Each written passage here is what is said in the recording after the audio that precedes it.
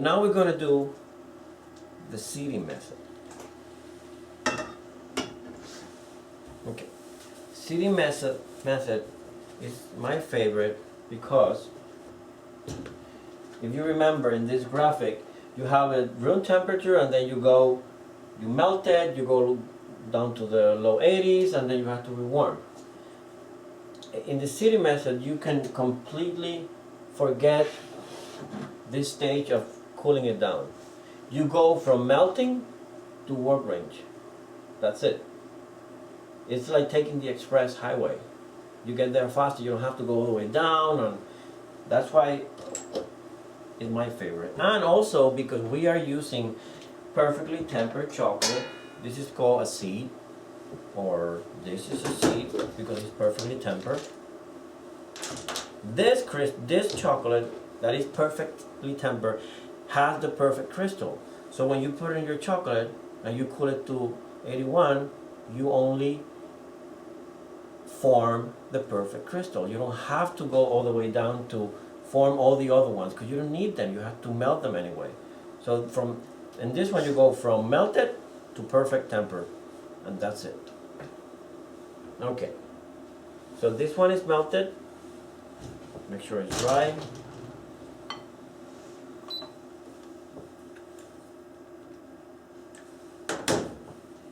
So I take a couple of these seeds, which are perfectly tempered, and I'm going to put them right in the chocolate, and I'm going to stir because the chocolate is melted, so there are no crystals in the chocolate, but I want these crystals to be there. So I put a couple of them, and I stir, just to make sure that in this stirring, I am making the crystal number 6 collide with each other and keep multiplying until all my liquid chocolate is tempered. And I'm going to take this to 89, 90. And when it's there, it will be perfectly tempered. So if you're using a lot of if you're melting a lot of chocolate, because here you can tell it's not that much, it's like 400 grams. What I usually do, when I temper chocolate, I make big pieces like this, and I use this as a seed. So then,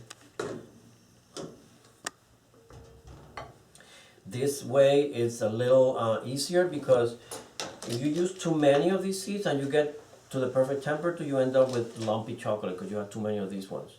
But in this case, when you get there, because it's a big piece, you just take it out and you end up with perfect chocolate here in the liquid stage. Just make sure you rub and scrub this piece of seed and take it down to 90.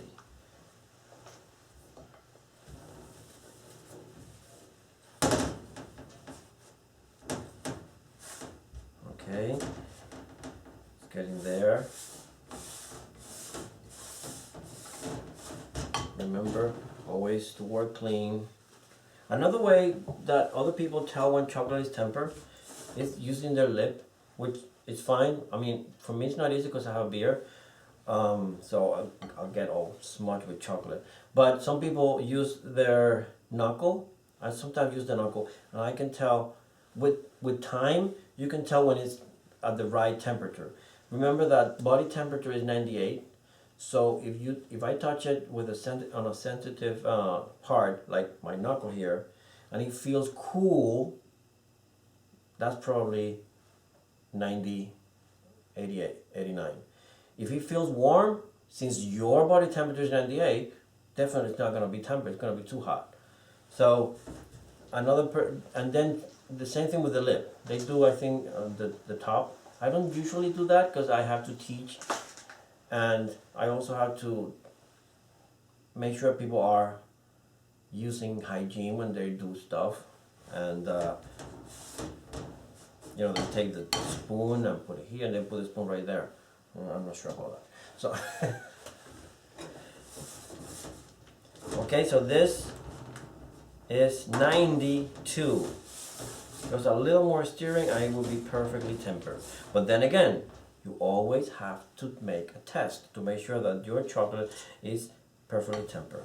Remember, I will put these things here to wait. Look at the shine of this. This is perfectly tempered.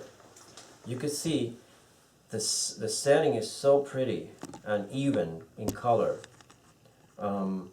It's like matte, perfect. Some people touch it. You don't need to touch it. If you touch it, you leave a smudge in there. If it takes 2 minutes to get here, you know it's tempered. If it takes more than 5 minutes, that means it's not tempered. So you have to stir a little more and test again.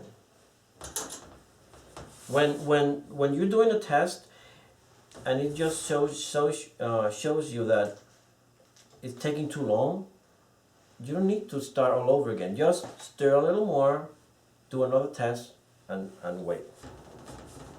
Okay, so this one should be perfect, 89. So then again, because I have a lot of these, I do another test, and I wait. Usually 1 minute, 2 minutes. And the cooler your place, the faster the set would happen. If your place is, if this summer and you don't have AC in your place, don't try to temper chocolate. It's not gonna work. Your room temperature needs to be at least 72 at the most, and that's a little warm. But 68 is perfect. Okay. So there you have it. Three different ways of tempering, 3 different methods: tabling, water, cold water, could be ice water, it could be just cold water. In the winter you can just use water from the tap, it's really cold, and the seating, which is my favorite. There are other way of tempering, but they all follow the same basics of these 3 methods. So now what I'm going to do is that I'm going to use this tempered chocolate to do a couple of garnishes and decorations and shapes, so you see how it comes out. So just make sure, if you have questions, send your questions, because I'm sure you're going to have tons of them, and we will answer as fast as we can. And that's all we want, that you are able to temper chocolate at home and do beautiful things, especially since the holidays are coming. And make sure you like us and subscribe.